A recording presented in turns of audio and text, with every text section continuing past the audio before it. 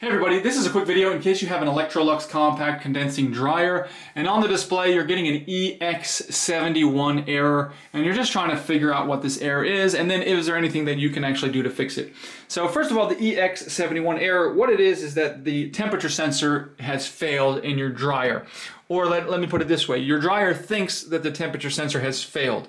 So there's really what could happen is, so the temperature sensor communicates via wires to your electronic control board.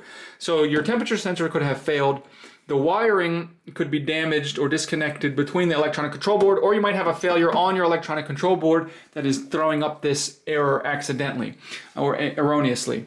So the first thing to check is the wiring between the temperature sensor and the electronic control board, and see if you can see anything that's disconnected, frayed, loose, crossed, etc., and repair and replace any wiring as necessary. The next step in the process would be to replace the temperature sensor, because that's the easier, cheaper thing to do. And then finally, the next thing to do would be to replace the electronic control board. If it comes to that point, I'll go ahead and put a link in the description to a tutorial in terms of how to replace the control board.